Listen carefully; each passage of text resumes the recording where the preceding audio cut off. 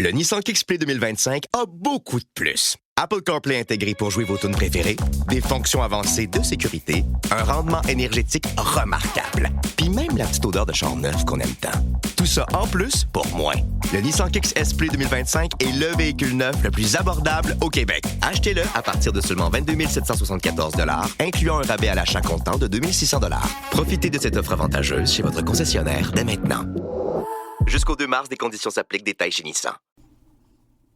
Bashar al-Assad's regime in Syria has been overthrown after decades of brutal rule. A surprise rebel offensive sweeping through major cities over 11 days, capturing Damascus and forcing Assad to flee to Russia. The fall of the Assad regime marks the end of a 13-year civil war, but raises questions about Syria's future. While the rebel coalition promises a new government, there are concerns about stability and the treatment of minorities. The global implications are vast, with shifts in power affecting Russia, Iran, and Israel. Let's now go to Stephanie Haddad, joins us from Beirut, Lebanon, is a freelance producer, works for Sky News UK, has worked for MTV Lebanon in the past. Stephanie, welcome to the program. Good morning. Hello. Good day. Good day to you. Let's go back a couple of days. Take me through your reaction to how swiftly things happened on December 8th. Honestly, what happened in Syria was surprising and predictable at the same time, following what is happening in the region, in Palestine, Lebanon specifically. We assumed that the era of al-Assad regime is going to end at some point, but not as fast as what really happened. In the early hours of Sunday, 8 December morning, the opposition forces declared Syria liberated from the rule of President Bashar al-Assad after they surged the capital of Damascus. And it was really such a historic moment, honestly. The stunning collapse of more than 53 years of al-Assad family rule has been magical. Nearly 14 years after peaceful protest by the Syrian people against a government that met them with violence, that quickly spiraled into a bloody civil war for 13 years. It was really something surprising. We didn't understand how everything happened so quickly, how the Assad regime fell in a week almost. So can we talk about that, actually? What do you think drove the sudden downfall of the Assad regime? So many years in power, and then poof, like that.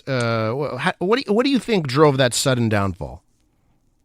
Honestly, I think it's a decision. It was made a decision. It was made from Russia and Iran, but specifically, what really happened, if you want me to tell you, a week ago on November 27, a coalition of opposition fighters launched a major offensive against pro-government forces supported by Turkish. The first attack came at the front line between opposition in Idlib and the neighboring governorate of Aleppo. 3 days later, the opposition took Syria's second largest city, Aleppo. The operation was named Deterrence of Aggression, and this offensive was fought by several armed Syrian opposition group led by Hayat Tahrir al-Sham and definitely supported by allied Turkish-backed factions. So, but can I just ask you this, because I find this interesting. You know, in the last 13 years, Bashar al-Assad has shown no difficulty using force, violence against his own people. What changed where he wasn't able to do what he's done for 13 years when it came down to it? What happened there? Honestly, Syria was struggling lately as its economy tanked, reportedly propped up largely by elected trade of Captagon. Al-Assad became lately hugely unpopular as people found it harder and harder to survive, and including his own soldiers. The majority of whom they were fighting with Al-Assad don't want to fight for him anymore. Soldiers and police officers abandoned their own posts. They hand over their weapons. And they don't want to fight anymore with Bashar al-Assad. Militarily as well, al-Assad regime has been weak for years. was relying on Russia and Iranian military support to prop it up. And lately, after what's happening in Russia, and they blocked the invasion of Ukraine, and Iran is suffering by the damage that occurred to Hezbollah in Lebanon, simply they cannot anymore support Bashar al-Assad. And in my personal opinion, I think they didn't want to rescue Bashar al-Assad this time. We are with Stephanie Haddad, joining us from Beirut, Lebanon, and she has covered the region for many, many years. We're talking about the downfall of the Assad regime. So let's talk about the rebel groups here, Stephanie. How do you see these rebel groups reshaping Syria's future after the departure of Assad? You know, there's that old saying, be careful what you wish for. Clearly, the Assad regime was brutal, but what lies ahead now with the rebel groups? Listen, the rebel groups are today, there are several rebels group leading the operation in Syria. You have the HTS, Hayat Tahrir al-Sham, by Abu Muhammad al-Julani. You have the National Front of Liberation. You have Ahrar al-Sham. You have Jaysh al-Azza.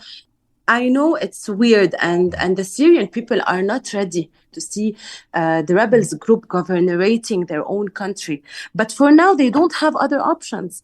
You know, the prime minister of Syria did not leave the country. He announced that his cabinet is ready to extend its hand to the opposition and hand over its function to transitional government.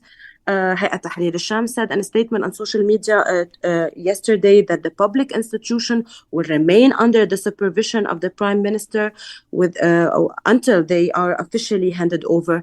Till now, they are communicating very well. We have to wait and see, you know? Now, do you have... Syria, could you take us through, maybe just to wrap up here, Stephanie?